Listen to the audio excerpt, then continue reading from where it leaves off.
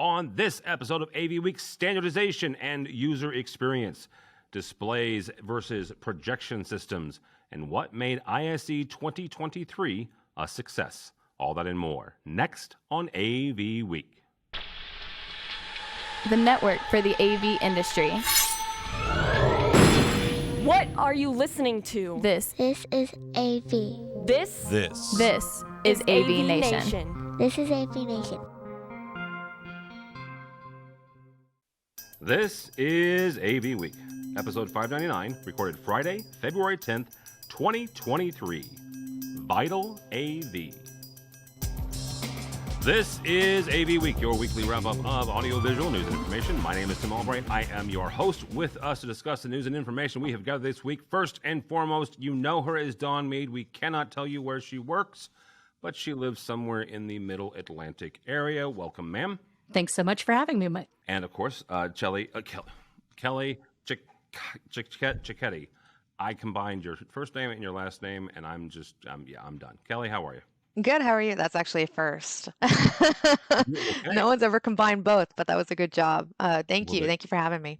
Absolutely. And Kelly is with HGA down south. So thank you guys both so much. We a bunch of folks headed over to Barcelona, got back about a week or so ago, a week from the time you're hearing this, certainly a week from when we're recording it.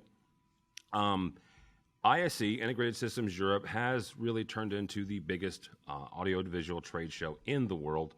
This both from a vendor standpoint, like the number of vendors, plus the number of AV professionals showing up. If you want to find what AVNation did there, you can go to avnation.tv/ISE-2023. But by the numbers,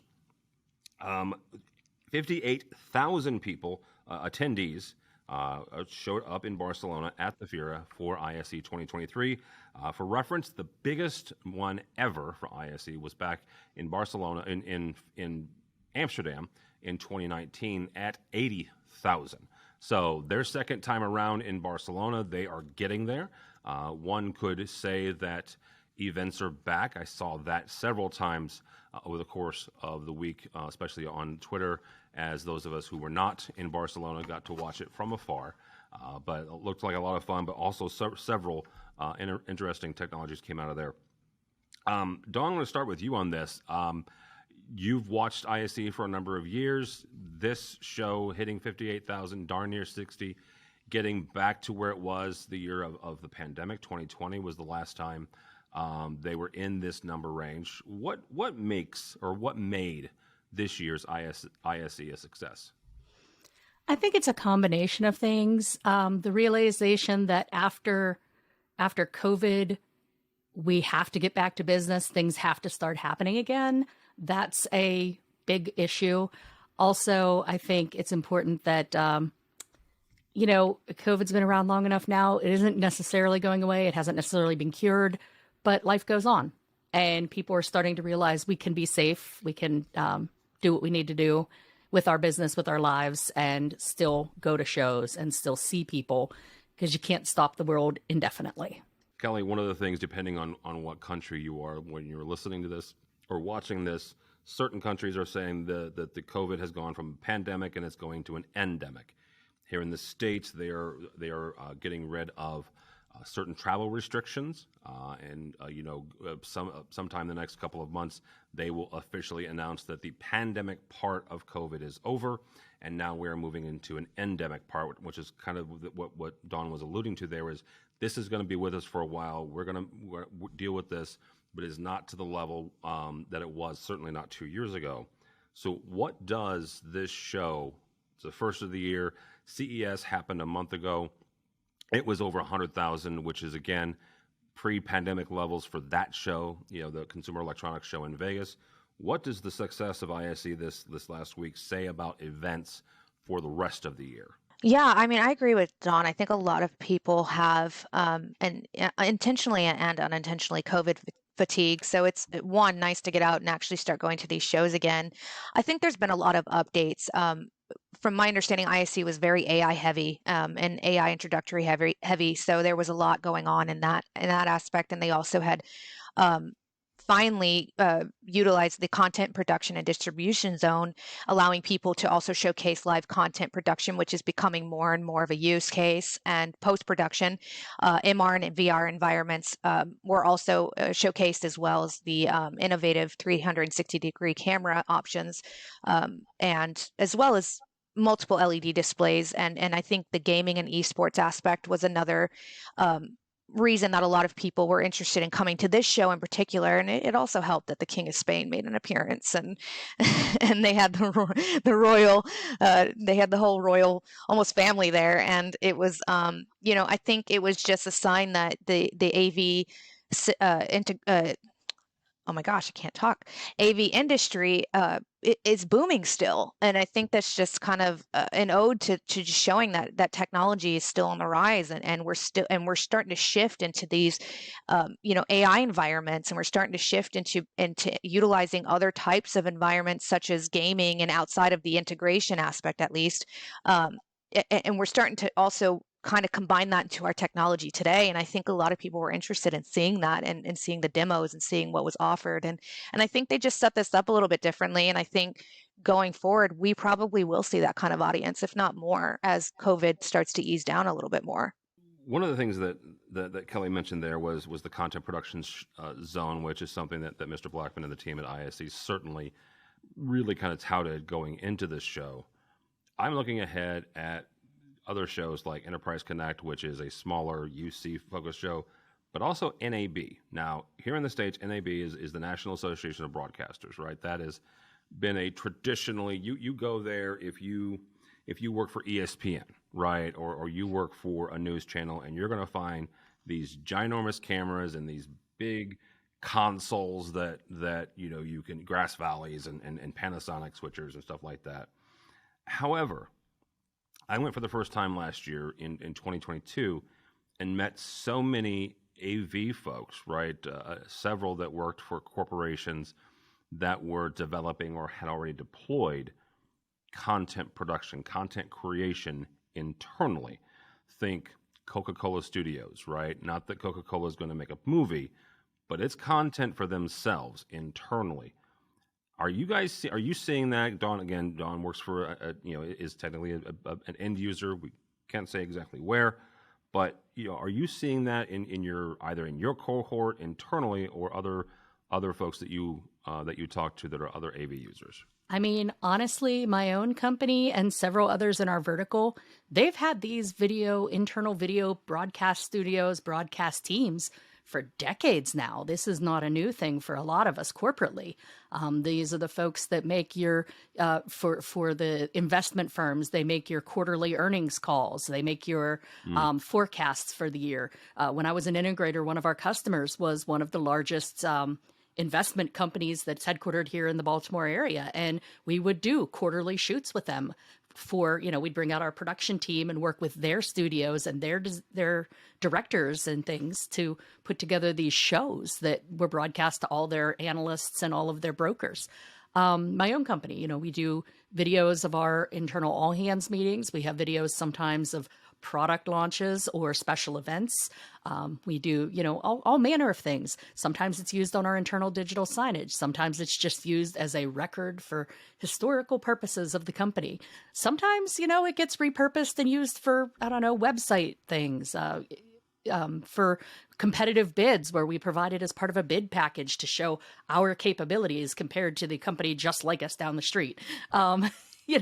So this is not a new thing. I think what's new is the fact that more and more they're bringing in AV people to work with these teams, because a lot of times these teams are directors, they're broadcast folks, separate from AV teams, and they either rent equipment or, like when I was an integrator, our broadcast team would come out and work with the internal stockbrokers, directors and things. They didn't have their own AV team of equipment ready to go. So I think the fact that we're bringing in more AV folks to work internally with these creative folks and these comms folks, that's kind of where it's going. And it's exciting to see that ISE recognized that and had a whole area on that, because with YouTube and all the online content and all the online sharing, having a content production team is more important, I think, now than ever.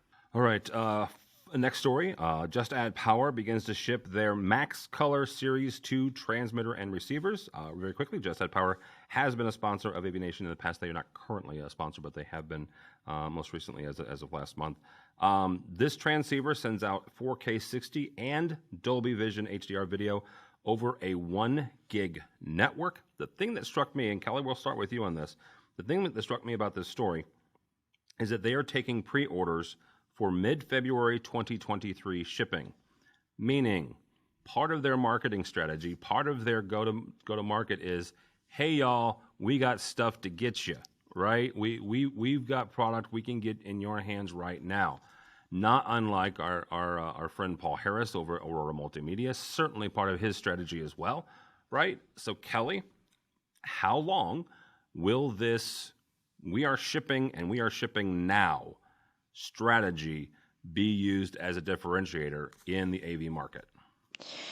I think it's definitely an important selling point as of now, until we see some of those Q4 dates start getting dropped to 2023 instead of 2024. I think it's definitely going to be a major selling point. I know with the MaxColor transmitter and receiver, one of their also on top of that selling point is that they can distribute this over a 1 gigabit managed network, which reduces expenses of upgrading fiber and buying switches. So I think they've also added that as part of their selling point. But if we're talking strictly just we have it now, I mean, I was just doing a design yesterday, and I was trying to find encoders and decoders that were just not available till 2024. So I had to go with someone who was using the selling point where we have this one available now, and I had to switch what I was using. So I think it's definitely going to be at least until the end of 2023. I think that's definitely going to be a major selling point for a lot of integrators and designers and end users even, just because we're trying to get the design finished, and we're also trying to get the install done by the construction schedule date and the move-in date. And right now, I just had this situation yesterday where my decision making was solely based on when I can get it and how much of it can I get. So yeah, I think until some of those Q3 and Q4 dates start to kind of move up a little bit, it's probably going to be like that for the rest of the year. Dawn, same kind of question. You are an end user, so how important is the fact that your integrators or your companies or the people the vendors that you're buying this from, how important is it that they can get it sooner rather than later? Vital. Absolutely vital. Kelly said she just had to do a project that's doing this. I've done nothing for the past year and a half than ride herd on our integrators and our vendors saying, where's the product? Where's the product? And I've spent probably the last 4 months flipping designs to what is available and can meet or, even just come close to the technical specifications of the originally spec'd product. We've had our security team vetting new products constantly to increase our approved products list, to include some of these things that are available. It is hugely important. And here's something that I never really realized until I not just became an end user, but became an end user in the vertical I'm in. And I don't know why it never occurred to me, but, we talk about buying cycles in certain industries, the K through 12 buying cycle, you want to get all your jobs awarded so they can install over the summer or whatever, government, finance, everybody has their own buying cycles. Here's what they don't always tell you. Sometimes those buying cycles and budget cycles are firm. Like if you don't spend all that money by the end of the fiscal year, there is no rollover. That money is gone. And since COVID, our entire purchasing and receiving and billing departments have just lost their minds because nothing was shipping. All of the budgets were going, and then trying to, these are mission critical projects that had to get finished. So they've had to reinvent what they're doing just to try to keep some of this money available to us. But I'm also on my end scrambling to say, look, we need stuff that's here now, because if it's not here now, we're not going to get a second chance at this. We will have missed our budgetary window. We've missed our install window. It's too bad for that project. Hopefully we can get to you next year, So if you're a manufacturer and watching this and you don't have product, figure it out. If you do have product, good for you. Get it approved on whatever APLs you can, because you're going to be in business for quite a while now. And it's definitely through the end of this year. It might be through the end of next year or the year after. And it's never going to completely go away. It's always going to be in the mind of your end users and your integrators to some point that, hey, we've got some stricter deadlines than we thought we did. So you better make it happen. Dawn, I want to start with you, but Kelly, if you have insight in this, I want you to jump in. There's two competing factors that I've noticed here in talking with some of CTI's clients. And again, my day job is I run marketing for CTI. Nobody lets me in the engineering room. Nobody lets me in the programming room anymore, even though I love programming. But that's the competing issues of standardization versus availability. And what I mean by that is you have a company, XYZ, who has standardized on this control system, and it's the control system they've used for 30 years, or it's the displays they've used for 20 years, and suddenly they're not available. Now, I think that I can understand some of the mission critical stuff that you mentioned there, right? This has got to be up, right? Because of whatever. How do you guys handle those two competing issues between standardization? We've done this forever, and this company has just worked. Oh crap, they can't get it. So now we have to go to our second, third, or maybe even fourth choice while still maintaining a consistent user experience. You're poking the right bear here, Tim. So I was hired by this company 5 years ago because there was no standardization, and every site and every room and every location was kind of doing their own thing. It was a whole Wild West of AV mess. And no consistent user experience. The past 5 years I've been an end user, I've done exactly that. Put in some standards, brought in AVIXA and AQAV standards for quality and for design and such, and have been working with our security team, our IT team, and our AV guys, the actual techs that are running stuff, to come up with an approved products list that will meet our requirements, so that we can sort of distill this big mess of chaos into a standard functional system. And what we've come to, especially in the past couple of years, is it's less about the model number. I've said this, I don't know how many times. Nobody cares about your gray box. Nobody cares. Nobody. We want to know, what is our user experience going to be? What is our environment in the room going to be? Are we going to have meeting equity? Are we going to have, the same buttons or the same basic functions happen when someone walks in, even if the model number, the gray box, the projector, the screen, whatever is different? That's where we've gone, and I've developed sort of an evergreen standard that says we expect rooms of this size with this feature set to do this in this way.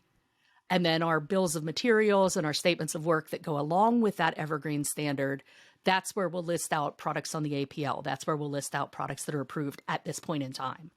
And sorry for all of you, again, manufacturers that have been out there convincing us to go with the ecosystems for the past 10 years. Ecosystems are great because we do only have one finger to point at.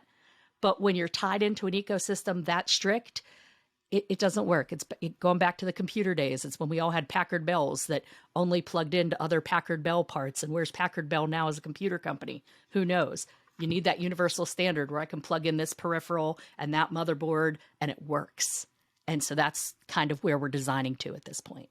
Kelly, you're sitting there shaking your head. So Yeah, I was just going to say, because we, again, came across this issue recently where they had an old standard, and this is what they were used to. And aside from it being outdated, one of the things we convey to clients and end users as well is, and I think everyone's very well aware of the stock issue.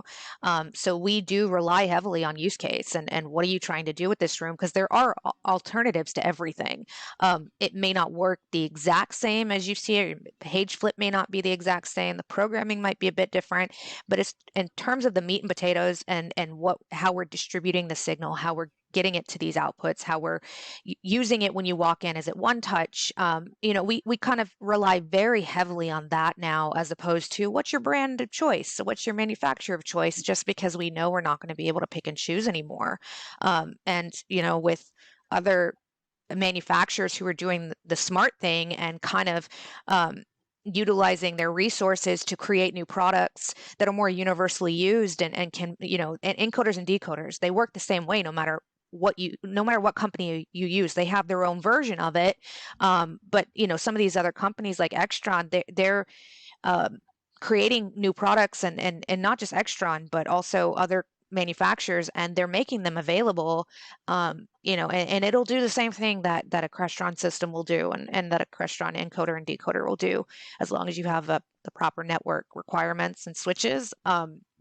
If it does what they want, we can at least get them the functionality of what they're asking for. And then if we need to provide a little bit of training on the construction administration side, I think most clients have been happy with that, given the circumstances.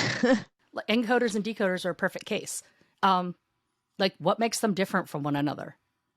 Usually nothing. Usually nothing at all. We just go with this. Every manufacturer friend you had just cringed. I know that. I know that. But at the, there are some quality differences. There are some that are a little more robust than others. But at the end of the day, does it pass the signal? Yes. Does it get where it needs to go? Yes. All right, it works. And honestly, that is more important to the end user, and like not even me, end user, because I'm an AV person. I care. Yeah. But like the real end user that's using the room, they don't give a crap whose name is on it. They just want it to work. And in the case of my company and similar ones, as long as you don't make it in China, Russia, or a couple of other unfriendly nations, we don't care who you put in. Just make it go, All right. Last story here is a favorite of both Dawn and myself because, well, she and I have been waiting for OLED to be a real thing for a minute. I'm not going to say how long because Dawn and I are the same age, just, she just looks much younger than I do. Another coming out of ISE, LG unveiled its massive, and I do mean massive, 272-inch 8K micro LED display. The Magnet, as it's called, MAGNIT, has a resolution of 7680 by 4320. We will not get into the fact that that's not technically 8K. That's for another show. Pixel pitch on this sucker is 0.9 millimeter, and just in case you didn't know what pixel pitch, that's the distance between the individual LEDs, so less than a millimeter, just by a little bit. And brightness of 600 nit, which is pretty bright. It's there. There was no listing of price on this thing in the AV Magazine article, nor on LG's website. So, Dawn, we'll start with you on this. In addition to this, there were a couple of display manufacturers showing off OLED displays that were rolled up into a projection screen type roller. Meaning, for those of us that remember this, you would go into the class and pull down the projection screen. Well, now you're going into the class and pulling down the OLED display. What is the future of this DVD, DV-LED, OLED versus projection systems, Dawn? I mean, honestly, the technology advances. Sorry to all my friends at projector manufacturers, but right now you're winning on costs for very large displays. When these big roll down OLEDs and these great big DV LEDs come down in price that they're affordable, y'all better bring out a product line of that because you might face some problems. I mean, it's sexy. It's what we've been waiting for. It's the future. It's the, take the command strips and slap your display on the wall and don't worry about mounting and blocking. It's what I've been waiting for I'm not going to say how long, So I think that right now we absolutely use projection a lot more than the DV LED solutions and the OLED solutions, but they're gaining ground as the price comes down. And in my company's cases, sometimes budgets go up. We're going to go the other way. So it's really purely a cost matter at this point. I mean, and when you add in the fact that you don't have to worry about, the super bright projectors, you don't have to worry anyway. But if you don't have to worry about controlling your ambient light and your environment, you can just turn on the TV after you unroll it.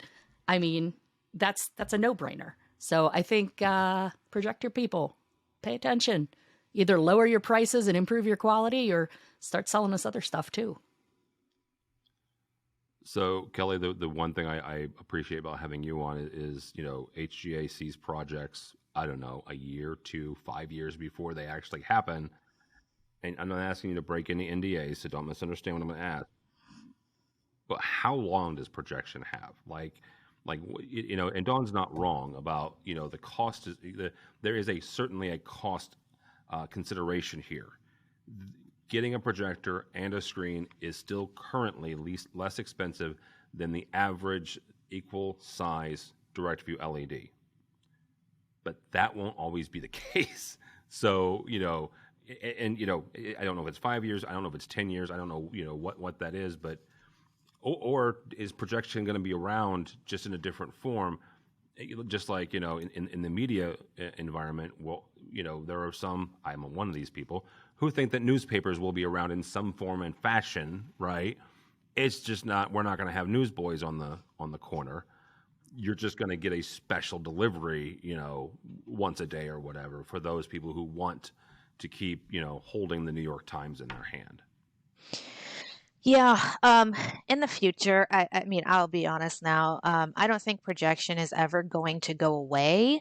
I think it's still used in a lot of classroom settings for short throw projectors, and even then, I still see schools and districts moving towards screens now and smart boards. So.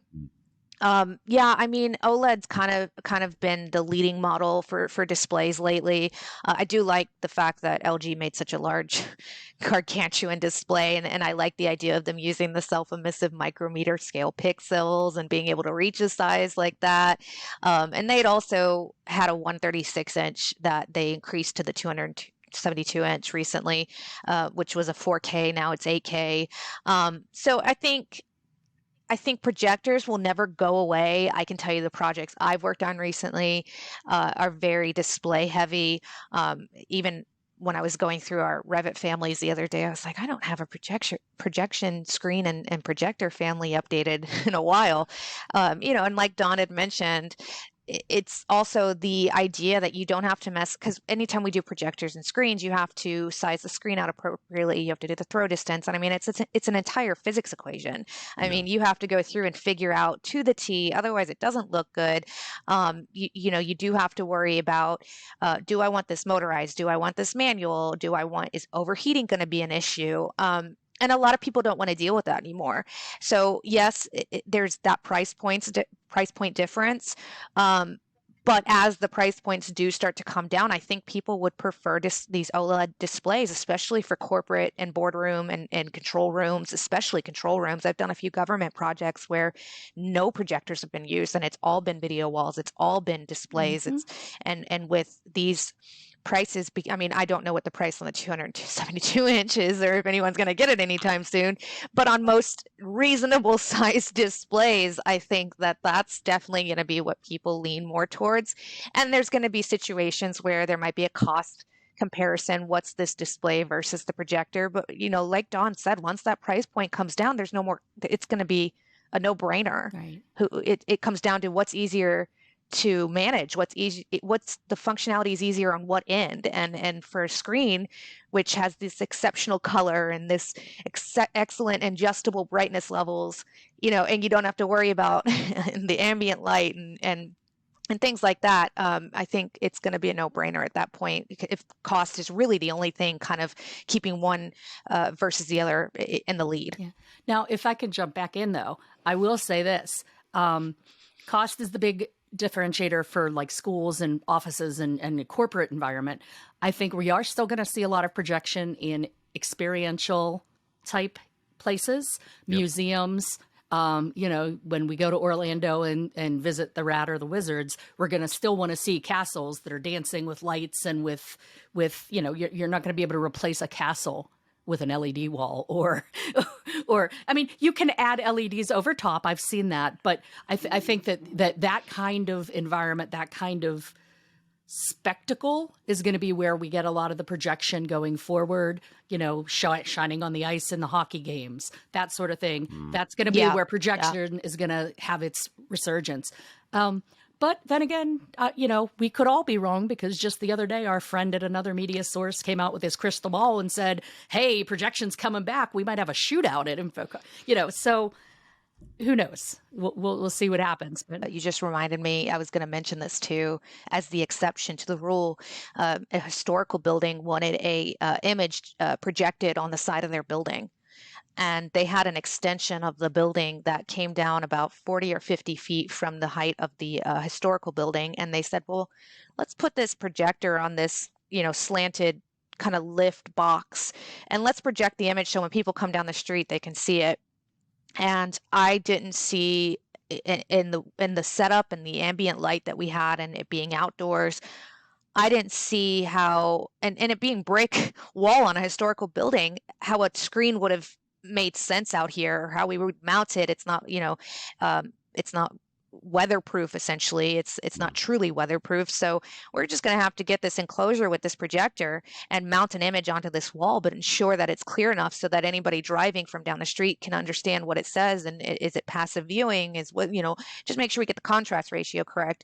And that was a situation where we could not use a screen. And in museums, I just went to one recently for the King Tut exhibit, and it was very projector heavy, and it was a very clear image. So yeah, I definitely agree with that. In those situations, we're going to see projectors, but I feel like projectors are always going to be around. They're never going to fully go away. All right, there we go. See, Dawn, we don't have to worry all of our projector friends. Yeah. Well, those of us that just sit in boardrooms all day, we just think about boardrooms, and then it's like, well, wait a minute, there's all this other cool stuff. So yeah, you'll still have a job, folks.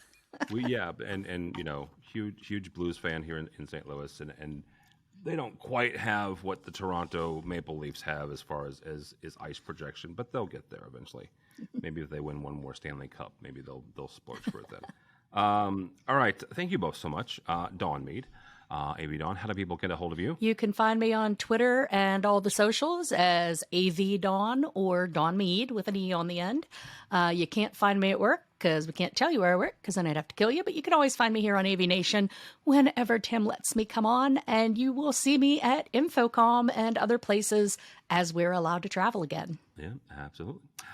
Kelly Ciccheti from HGA, how do people connect with you? I am on LinkedIn, and it's under Kelly Ciccheti-Teel, Teel.